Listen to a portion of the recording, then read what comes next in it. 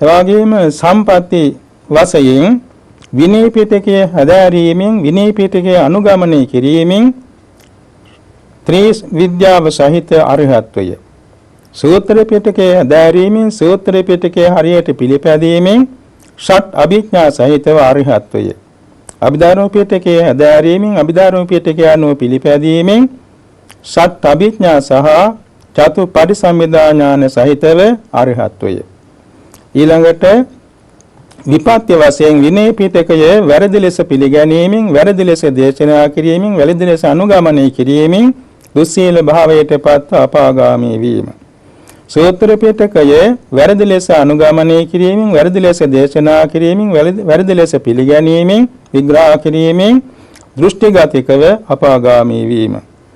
අභිධර්ම පිටකයේ වැරදි ලෙස පිළිපැදීමෙන් වැරදි ලෙස අනුගමනය කිරීමෙන් වැරදි ලෙස දේශනා කිරීමෙන් උමතු බාටපත් අපාගාමී වීම. මේ කියන කරුණු 9 අනුව ත්‍රිපිටක ධර්මයේ ගැන වැඩි විස්තරයක් හැඳින්වෙනවා. එනිසා බුදුරජාණන් වහන්සේ විසින්ම දේශනා කළ ලද මේ අභිධර්ම පිටකයේ බුද්ධ දේශනාවක් නොවේය, ශ්‍රාවකයන් විසින් සංග්‍රහ කරන ලද්දක් ආදී වශයෙන් විග්‍රහ කරන්න ගියොත් ඒක ජින චක්‍රයට පහර දීමක් කියනවා. ඒ කියන්නේ සරුවඥතා ඥානයට පහර දීමක් වෙනවා. අධර්මයේ ධර්මයේ කොට දැක්වීමේ භේදකර වස්තුවකට වැටෙනවා.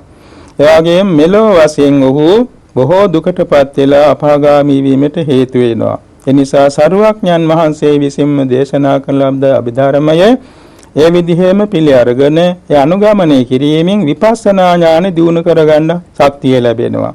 විශේෂයෙන් අභිධර්මයට අයිති දේ තමයි විපස්සනාවට ගැනෙන්නේ.